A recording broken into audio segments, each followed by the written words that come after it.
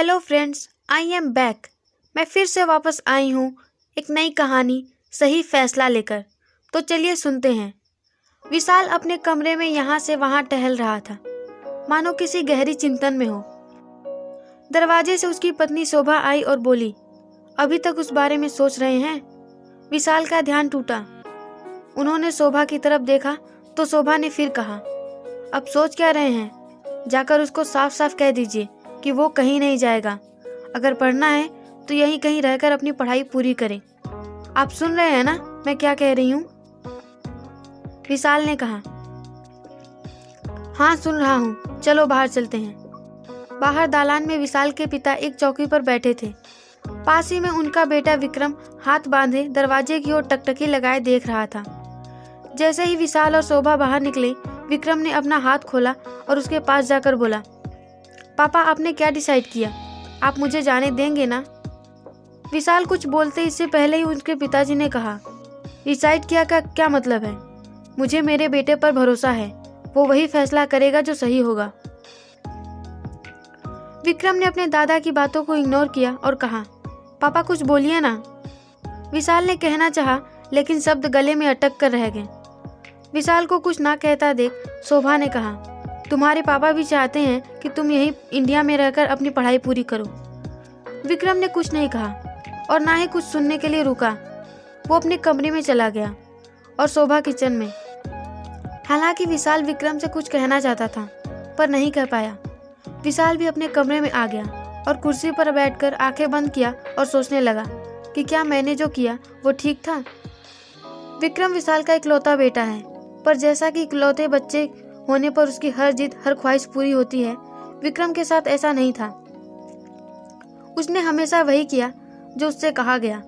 बेशक जिंदगी उसकी थी, पर उसकी जिंदगी के हर एक फैसले हमारे थे।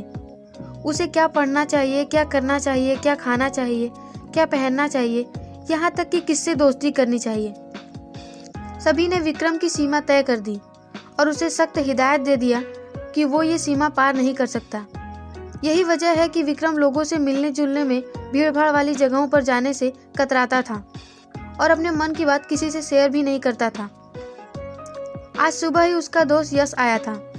उसी से सबको पता चला कि विक्रम अमेरिका जाकर पढ़ना चाहता है। ये उसका सपना है और इसके लिए उसने हाई मार्किंग अर्न की है, जिस वजह से उसे गवर्नमेंट स्कॉलरशिप भी दे रही है। लेकिन सभी ने एक बार में उसकी पूरी जिंदगी का फैसला कर दिया और हर बार की तरह इस बार भी उसने उफ तक नहीं किया। कहीं न कहीं विशाल को लग रहा था कि विक्रम के साथ न्याय नहीं हुआ। उसके दादाजी ने कहा कि अगर वो विदेश पढ़ने गया तो वो वहीं अपना घर बसा लेगा। विशाल का एक मन कहता कि विक्रम के साथ गलत हुआ है और दूसरा मन कहता कि नहीं, यही सही है। अगर सच में वो वापस नहीं आया तो।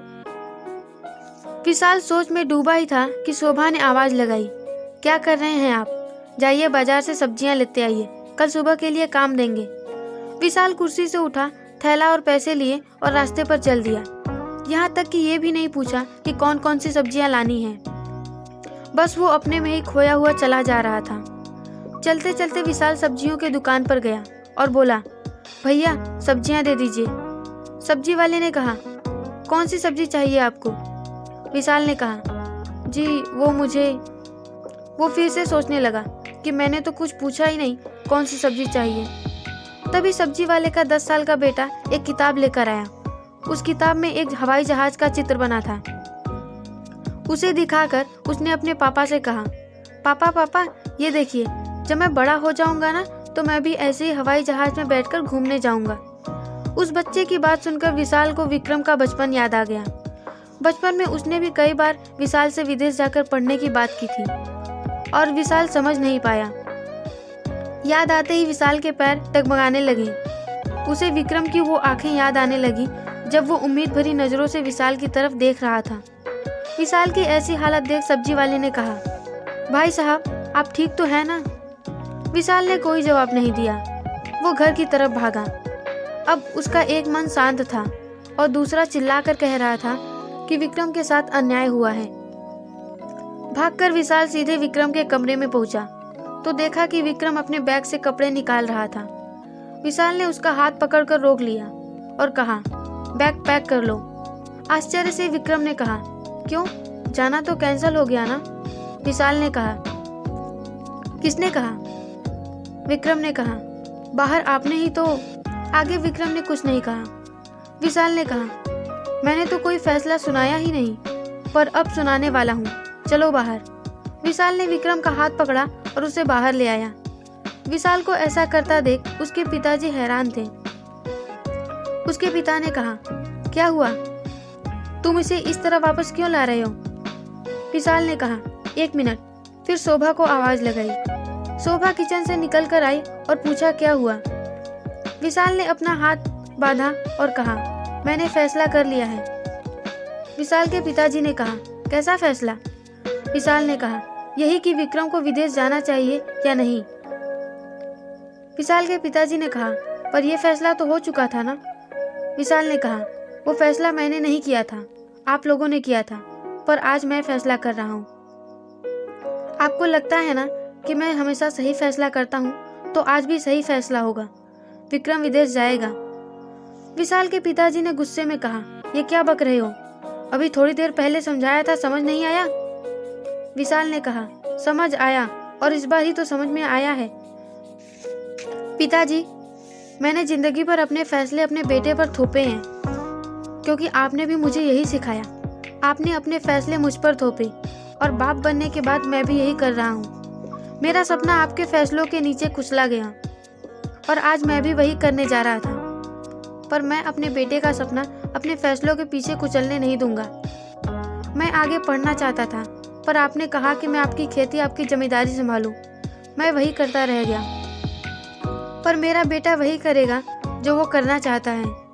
अपने पिता की बात सुनकर विक्रम इमोशनल हो गया। विशाल के पिता ने कहा, देख लेना, अगर ये गया तो कभी वापस नहीं आएगा। विशाल ने कहा, जैसे अब तक आपको मुझ पर भरोसा था कि मैं हमेशा सही फैसला करता हूँ, वैसे ही मुझे मेरे बेटे पर भरोसा है कि वो हमेशा सही फैसला करेगा। शोभा ने कहा, ये आपने कैसा फैसला किया है? विशाल ने कहा, पहली बार तो सही फैसला किया है। अब तक एक बेटा था, एक पति था, पर आज तो मुझे पिता बनने का मौका मिल रहा है। ऐसे कैसे छोड़ दूं? अच्छा, जल्दी से खाना बनाओ, मुझे जल्दी से सोना है। सुबह 4 बजे की फ्लाइट है, विक्रम को छोड़ने भी तो जाना है। क्यों बेटे? विक्रम ने मुस्कुराकर कहा, हाँ पापा। विशाल ने कहा, क्या पापा, अब जाओ, पैकिंग भी तो करनी है। विक्रम मुस्कुराता हुआ चला गया। शोभा किचन में चली गई। आज सही फैसला करके विशाल को अंदर से महसूस हो रहा था कि आज वो एक पिता बन गया है। कहानी खत्म। अगर कहानी पसंद आई हो तो लाइक, शेयर और कमेंट कीजिए। सब्सक्राइब करके घंटी का बटन दबाना ना भूलिए।